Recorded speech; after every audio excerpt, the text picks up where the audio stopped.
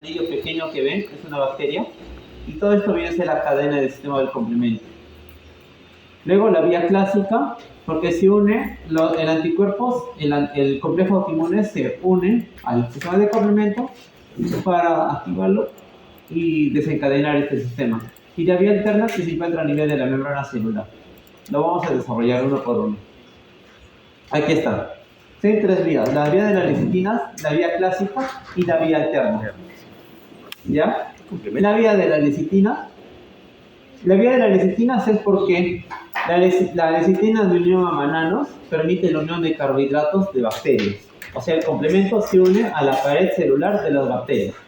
¿Qué bacterias? Aquellas bacterias que en su pared celular contienen a las lecitinas como componente bacteriano. Entonces este sistema de complemento lo va a reconocer a las proteínas bacterianas en base a con estas proteínas que están conjuntamente con carbohidratos bacterianos, activando el sistema del complemento, activando en un inicio el sistema del C2 y el C4. Y después va a activar el C3, se va a activar el C4, C5, C6, C7, C8 hasta llegar al C9, hasta completar la cascada del complemento. La vía clásica se llama vía clásica porque fue la primera en ser descubierta, solo por eso. Y el C1 se une a la porción de FC, la fracción cristalizable del anticuerpo de las inmunoglobulinas, para así activar el C2 y el C4 y luego el C3. Y la vía alterna, que viene a ser la vía más compleja, esta es la más compleja, la célula C3, todas las células expresan un C3, todas las células.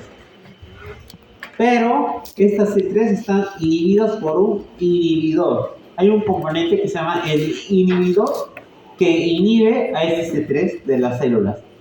¿Qué pasaría si este inhibidor no está? El C3 se va a activar en la célula. Y si se va a activar el C3, el organismo lo va a tratar de destruir esta célula, produciendo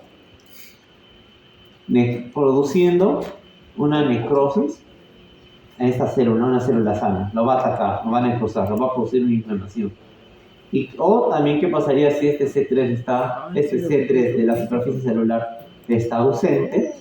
O el inhibidor va a estar ausente, o el C3 va a estar muy activo, va a producir desórdenes celulares, como por ejemplo el síndrome urémico hemolítico atípico, formando Crohn. Es un ejemplo. Este último es el más complejo. Aquí tenemos otra imagen. Esa es la amplificación. Les voy a explicar mejor con un tema. Acá. Primero veamos las vías de la lecitina. Esta es una bacteria, ¿no? Con su pared celular. Esta pared celular tiene polisacáridos. ¿Ya? Entonces, ¿qué hace el organismo? Va a activar. El organismo va a activar dos complementos, el C2 y el C4. Van a activar a este mecanismo, van a reconocerlo. Esta es una bacteria, entonces hay que atacarlo a través del sistema de complemento, desencadenando una cascada y comenzando con el C3. Este C3 se va a dividir en el C3A, el C3B. El C3A, este C3A va a activar, por ejemplo, al C4, se va a dividir en C4A, C4B. Y este mismo mecanismo va a estar continuamente hasta llegar al C9.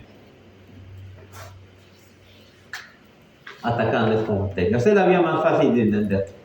La vía clásica quiere decir que ya hay un complejo autoinmune formado. Es decir, que previamente hay un anticuerpo, con un antígeno, un anticuerpo. Pero este antígeno-anticuerpo tiene que ser destruido a través del sistema de complemento. Y recuerda que esta es la porción FC, ¿recuerdan? Sí. Ya, este FC justamente se va a unir con él. ¿Qué dice ahí? El C1. Entonces, cuando se activa con el C1, va a desencadenar C1A, C1B.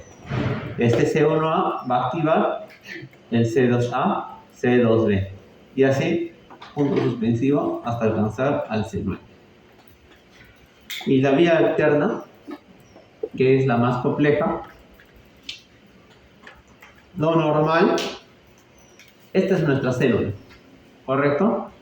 Lo normal es que en nuestras células tenemos C3 acá. Pero estas C3 tienen un componente, vamos a ponerle como un símbolo. Este es el inhibidor. Este es el inhibidor. Si este va a hacer que este C3 no se active esta célula. No está activo. Evita que esta célula, evita que el C3 se active en una célula sana. Pero ¿qué pasaría si quitamos al inhibidor? ¿Qué pasaría si voy a dibujar lo mismo? Esto es lo normal. Pero ¿qué pasaría si quitamos al inhibidor? No está el inhibidor. Entonces, como no va a haber el inhibidor, se va a activar la cascada del complemento. Detrás del C3 se va a fusionar con los otros. Por ejemplo, se va a fusionar el C3, se va a fusionar con el C4. Va a activar, digamos, el C4A, C4B, hasta llegar igual al C9. Cuando se forma esta cascada, cuando se completa esta cascada de las vías de complemento, va a ser que esta activa, y por ejemplo en la vía del citinasa, el objetivo va a ser eliminar la bacteria. El objetivo de la vía clásica va a ser eliminar este complejo. Y el objetivo de la vía alterna va a ser eliminar a esta célula. Pero como esta célula ha inhibido al inhibidor, ¿qué va a hacer? Lo va a atacar a su propia célula, lo va a destruir. ¿Ya? El problema radica en que a veces, en algunos casos, como por ejemplo hay una mutación o una ausencia del inhibidor, o sea, de esto, va a producir que va a haber una constante actividad de C3 produciendo unas enfermedades, en este caso autoinmunes, ¿no? O en algunos casos podría ser alguna alteración genética rara. Que haber una constante activación de C3. A eso quiero llegar del sistema de complemento. Ahora vamos a irnos un poco más a profundidad del sistema de complemento. Al final de las vías, se habrán dado cuenta, tanto de las vías de la lecitina, de la vía clásica, la vía alterna, al final son similares entre sí. Y este camino lo voy a seguir explicando. ¿Qué sucede? Un camino en común que sucede en las tres vías. Esta es la vía de inicio, que es la más importante. Aquí está. Como les mencionaba, cada cascada se divide en C2, C3, C4, C5, C6, incluso más hasta el 9. Cada complemento se divide en dos componentes, los fragmentos grandes y fragmentos pequeños, o también conocidos como anafilotoxinas. ¿Ya? Los fragmentos grandes van a activar al siguiente. El C3, el fragmento grande activa el C3, el C4, C5, C6, C7, C8, C9. ¿No? Mientras que la fracción pequeña, estos pequeñitos que estamos liberando, estos son los pequeños. Por ejemplo, aquí se formó C3, C4B. Lo que sucede es que van a migrar hacia el objetivo, formando unos poros. Y ese poro se le conoce como complejo de ataque de membrana, que lo voy a desarrollar justamente acá. Y aquí está el complejo de ataque de membrana. Los fragmentos pequeños forman un anillo en la membrana celular, ya sea el patógeno o una célula enferma, o una célula que está dañada de forma común, como lo que pueden ver acá. Los fragmentos pequeños forman un anillo en la membrana celular, permitiendo la entrada de agua y saludos para matar a la célula, en este caso sobre todo patógenos. O se forman un poro para que ingrese agua y lo mate. ¿Se dan cuenta? El objetivo del sistema de complemento es formar el complejo de ataque de membrana, que es como un poro muy pequeño. Y ahí ingresa agua y lo mata. Sobre todo eso ocurre para bacterias. Y las unidades del complemento se encuentran durante la fase de la activación de la cascada de complemento. Sobre todo estos inhibidores se encuentran en la vía alterna. Si se pierde el inhibidor, se va a estar activando constantemente, ocasionándonos problemas. Problemas autoinmunes, por ejemplo. Y conózcanlo, esta es la cascada, ya lo mencionamos. Y este es el complejo de ataque de membrana. ¿Se dan cuenta? Forma un poro, aquí está la imagen. Esta es la membrana celular, esta es la membrana o la pared celular de una bacteria. Se ha formado este complejo, el sistema de complemento ha formado un anillo. Este se le conoce como complejo de ataque de membrana. Y aquí ingresa líquido, ingresan sales. ¿Para qué? Para que lo mate a este patógeno. Ya que están las funciones, ozonización, ya lo mencionamos, estimulación de los linfocitos B es otra función. La más importante del complejo de ataque de membrana, tripulación de monocomplejos, ya lo vimos a través de la vía clásica, y complejo de ataque de membrana, que lo vimos sobre todo en la vía de la lecitina. ¿Ya? Aquí esto solo para comentarles que existe un déficit de complemento, causa infección. O sea, ¿qué pasaría si no tenemos complemento en el organismo? O sea, todo lo contrario. Recuerda que los sistemas de complemento también es otro sistema de defensa de tipo, ¿de qué sistema? ¿A qué sistema pertenece? El sistema innato, ¿no? ¿Qué pasaría si no tenemos complemento? Ya sea por una enfermedad genética, sobre todo. Habría mayor riesgo de infecciones bacterianas recurrentes, por lo tanto hay dificultad para la ozonización de bacterias y o formación de complejos de ataque de membranas. Por ejemplo, déficit de complemento. Esto es hereditario, rarísimo, nunca he visto. En el caso de reacciones de hipersensibilidad tipo 3, se va a leer nomás, por inmunocomplejos durante infecciones o enfermedades autoinmunes, dichos complejos no pueden ser depurados por el sistema de complemento, se acumulándose en el cuerpo y produciendo problemas autoinmunes. Dicho déficit de complemento se da mayormente por consumo que por la producción de complemento, ejemplo en el lupus. ¿Entendieron algo acá? No. Lo que sucede es que a veces en algunos casos, por ejemplo, que se forman autoanticuerpos. ¿Se acuerdan que les expliqué de los NET? Y esto es por ejemplo, todo esto es un complejo. Yo les mencioné que estos complejos a veces no pueden ser eliminados, por más que hayan ido al riñón para ser depurados, no pueden ser eliminados. Entonces, el organismo va a tratar de buscar una forma, tratar de eliminar. Y una forma de eliminar este complejo es a través del sistema de complemento. ¿Qué sucede en el lupus? El cuerpo va a tratar de utilizar todo el complemento que tiene en su cuerpo, pero lo va a botar. Por eso en el lupus es común encontrar el C3 y el C4 bajo, porque el organismo lo está gastando todo su complemento para eliminar los complejos que se han formado. Y eso lo tiene que eliminar el organismo, pero como hay demasiados complejos en el cuerpo, no lo puede eliminar y el cuerpo se agota. Por eso hay déficit de complemento en el lupus, el C3 y en el C4. Eso explica parte de la fisiopatología. Eso es lo que quiere decir este texto.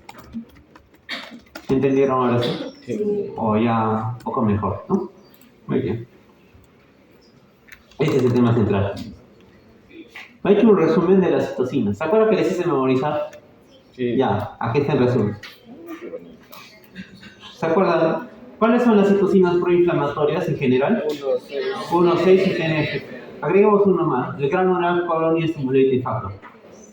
El GCFS. Pero sobre todo los tres primeros, el 1, el 6 y el TNF. Siempre van a encontrar, es muy frecuente encontrar esto. Lean fisiopatología de cualquier tema, siempre van a encontrar por lo menos uno de estos tres componentes. ¿Ya? Y recuerda que los proinflamatorios generalmente se liberan por ¿qué sistema? Sistema inmune innato, lo libera. Ya sabemos cómo se libera, ya sea a través de neutrófilos, de macrófagos, ¿ya? Natural killer, o sea, el sistema inmune innato. Ahora, leamos este verde. Este es el sistema del TH1, el sistema intracelular. Por ejemplo, ¿cómo sucede acá? El sistema inmune innato presenta la célula presentadora de antígeno. Esta célula presentadora de antígeno va a detectar el antígeno de una célula de Langerhans, por ejemplo. Va a detectar, lo va a presentar a un linfocito.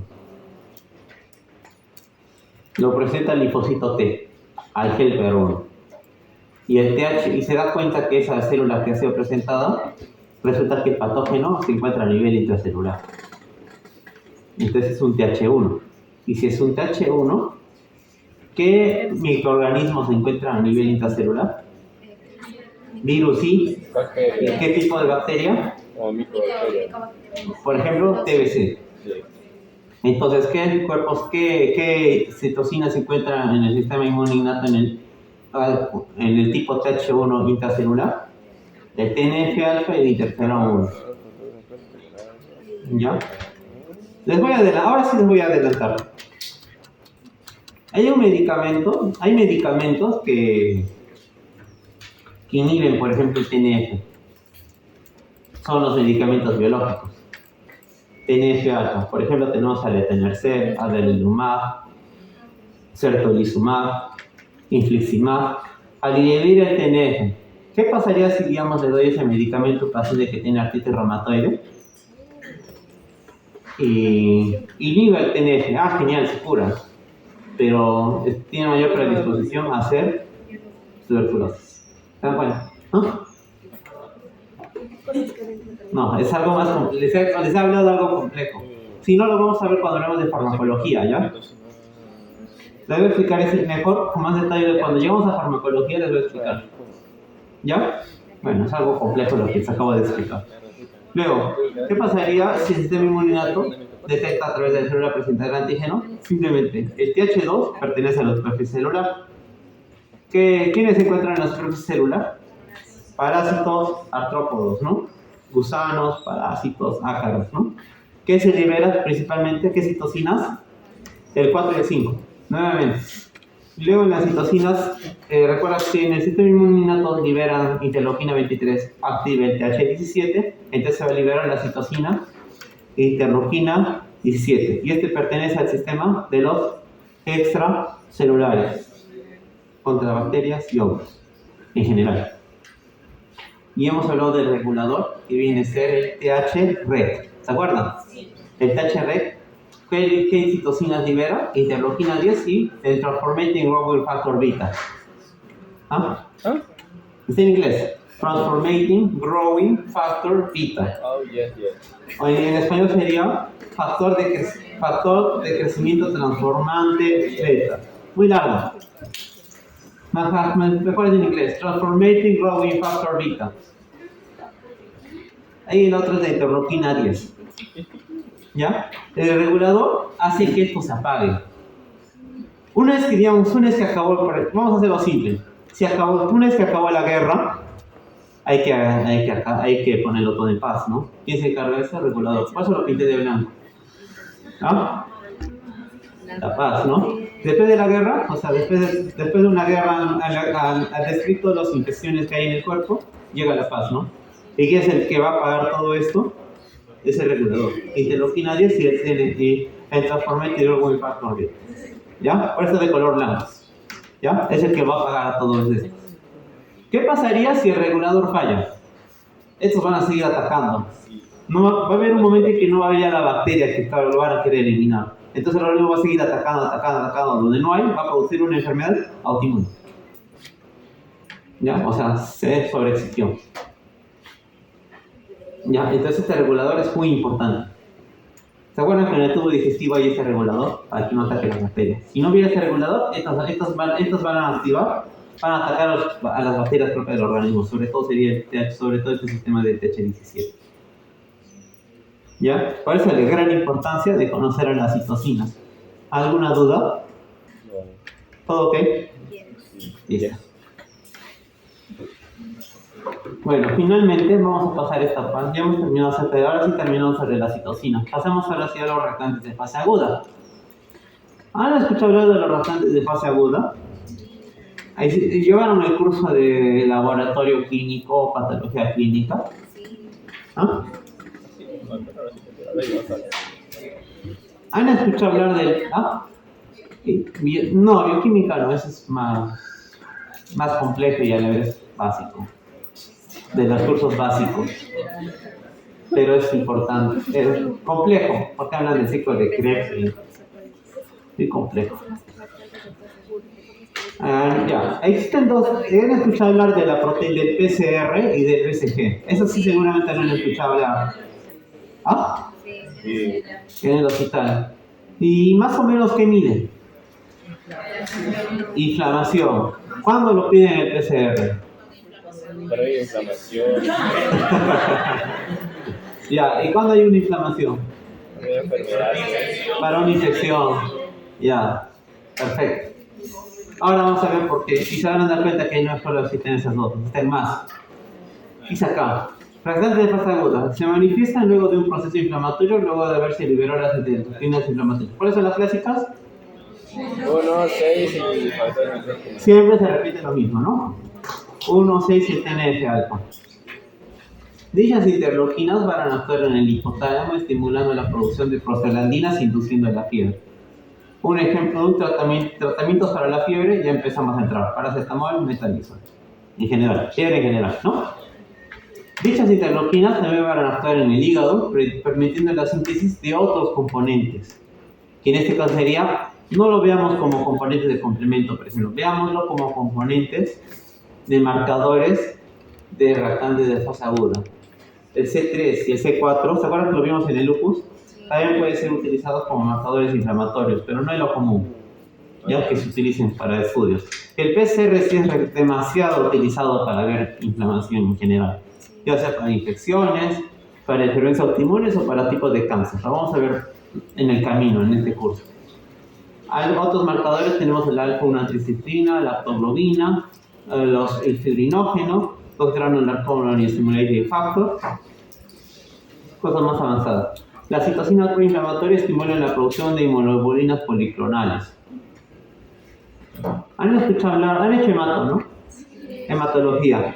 ¿Han hablado de las inmunoglobulinas en hematología? Sí. ¿Qué quiere decir? ¿Cuál es la diferencia entre monoclonal y policlonal? Mono 1, poli. Ya, más fácil. Han hablado de la gamapatía monoclonal. Mieloma múltiple. ¿Y qué es más o menos el mieloma múltiple? ¿Alguien se acuerda?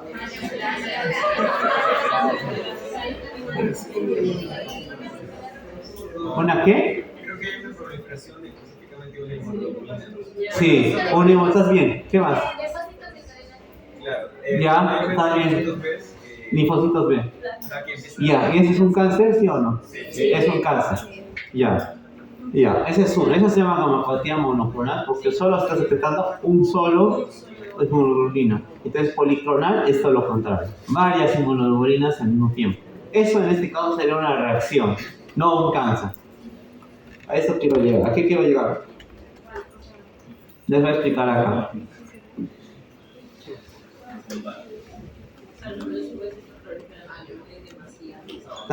Las inmunoglobulinas están proliferando en demasiadas, no uno, sino todas.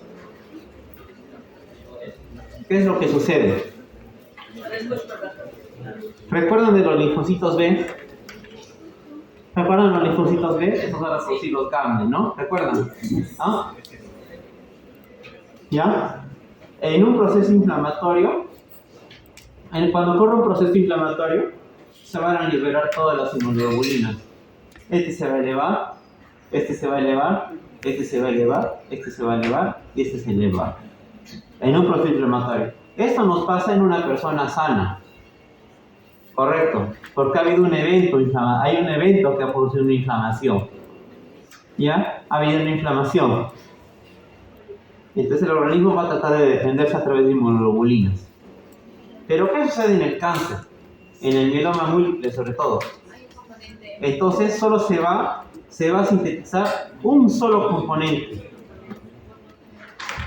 ¿Se dan cuenta? Hay un examen llamado, ¿se acuerdan del examen? Una es la proteinura de Vincent-Jones y la otra es la, ¿se acuerdan? Proteinograma electroforético, correcto. Y se acuerdan en las imágenes, en el proteinograma electroforético, miden las cadenas ligeras y las cadenas pesadas, ¿no? ¿No es cierto? ¿Se acuerdan que la gamma, el alfa, el mu, el delta y el epsilon? ¿Se acuerdan? Y lo mismo pasa. Y también miden el kappa y el lambda, ¿correcto? ¿Ya? Las cadenas.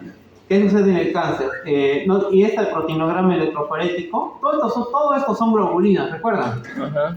Pero en el proteinograma electroforético se ve que se eleva, lo que siempre va a ser elevado son las albúminas. Correcto. Pero en el cáncer, por ejemplo, Uno de estos globulinas es el que está disparado. Solo uno de todas. Entonces hay un clon de célula plasmática que se está clonando demasiado, más que los demás. La albúmina siempre va a estar más alta, pero no es lo normal. Se están dando cuenta en el proteinograma electroforético. Esto es lo que sucede. Entonces, en el cáncer sucede que hay una célula plasmática que hay en demasiada cantidad, produciendo bastante inmunoglobulina de un solo estirpe. Eso se llama gamapatía monoclonal. Y eso no es normal. Lo normal sería que cuando nos resfriamos, nos enfermamos, vamos a sintetizar un poco de cada uno. O sea, las personas sanas somos policlonales. En cambio, los que tienen cáncer, los que tienen mieloma múltiple sobre todo, tienen una gamapatía monoclonal. De ahí viene el nombre. ¿Ya? Y estas proteínas son sintetizadas más que todo en el hígado. Con ayuda del hígado y también con las células plasmáticas. ¿Ya? Las células plasmáticas.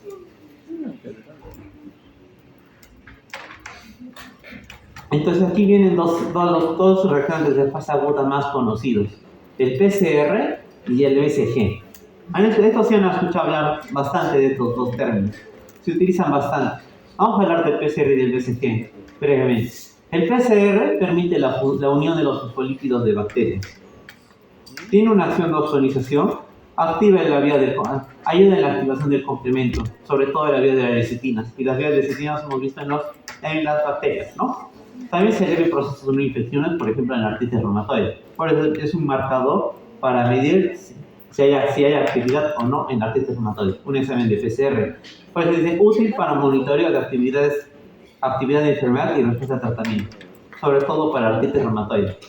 Paciente con artritis reumatoide, vemos cómo sé si está activo si su PCR está elevado, cómo sé si la artritis reumatoide está apagado si su PCR está normal. Esa se puede ayudarnos con un marcador. Recuerda que el PCR se puede elevar en infecciones, por ejemplo en apendicitis aguda.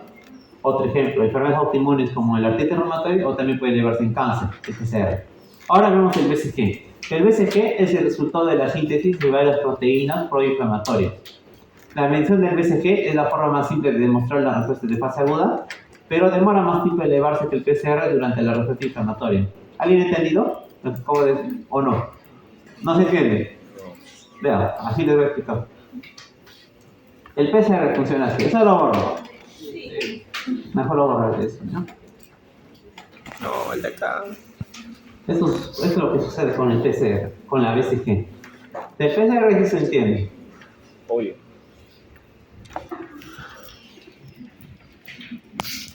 ¿Qué sucede acá? Este es, por ejemplo, un tubo de ensayo. ¿Ya? Un tubo de ensayo. En esta pongo una cierta cantidad de sangre en el tubo de ensayo. Al cabo de 2 horas, lo lógico es que la sangre precipite por gravedad. Al cabo de un tiempo. Entonces, este intervalo de tiempo, por ejemplo, que haya avanzado 10 milímetros, por ejemplo, en 2 horas. En 1 hora, por ejemplo. Entonces, ¿cuál va a ser tu BCG? ¿Cuál va a ser tu velocidad de descenso? Eso se le conoce como velocidad. Ahora entiendo por qué se llama velocidad de sedimentación globular, ¿no? Porque los glóbulos rojos están sedimentados, han bajado. Pero ¿qué pasaría si en esta sangre desciende demasiado? En un tiempo determinado desciende hasta acá. Entonces, en vez de estar disminuyendo 10, por ejemplo, ha disminuido 50 milímetros. Ha bajado demasiado. Entonces significa que tiene un BCG más elevado. ¿Pero por qué sucede eso? ¿Alguien puede lanzarse, algún voluntario que quiera explicarme por qué ocurre eso? ¿Estás bien? ¿Por qué aumentan las proteínas? Está cerca, es una buena opción. Ya, porque una parte, por parte de tu respuesta estaba bien, por la destrucción de componentes celulares, sobre todo en el cáncer. Pero ¿qué pasaría si por qué ocurre esto? Una es esa, otra causa sería porque el cuerpo está originando múltiples marcadores inflamatorios, está liberando muchos componentes reactantes de fase aguda, por lo que la sangre hace que precipite mucho más rápido, o sea, la sangre lo hace más pesado. Lo hace más pesada. Y si la sangre está más pesada, más rápido va a sedimentar. Entonces no es lo normal. Lo normal es que precipite poco en un tiempo determinado. Pero en este caso precipita mucho más rápido. Por eso dicen la medición y la forma. Porque es más simple, lo meten en un tubo de ensayo y ya está. ¿Ya? ¿Por qué dice eso el resultado de la síntesis de varias proteínas proinflamatorias? Porque mayor cantidad de proteínas hace que los glóbulos rojos desciendan mucho más rápido en el tubo de ensayo. Y lo miden esto. Se da cuenta, hay una mayor diferencia. Este es un tubo sano, este es un tubo que está mal, está enfermo. Este es BCG positivo, este es BCG negativo. Pero eso se demora más tiempo en elevarse que el PCR durante la respuesta inflamatoria. Es más lento, porque ese es el resultado de varios componentes inflamatorios. En cambio, el PCR es una molécula, es más fácil de tomar y se eleva mucho más rápido. Así como se eleva más rápido, al momento de medir si está respondiendo al tratamiento, este disminuye. Por eso cuando soliciten un PCR, también nos puede ayudar para control. ¿Ya? Nos ayuda cuando solicites un PCR, nos ayuda tanto para el diagnóstico en algunas enfermedades, pero también nos ayuda para monitorizar si hay una respuesta al tratamiento. ¿Ya? O sea, sí lo puedes pedir. Ok, la última ya. Sí, es la última. Es las 5:55. Les doy otros 15 minutos de descanso y a las 6:10 comenzamos con la última parte. ¿Ya?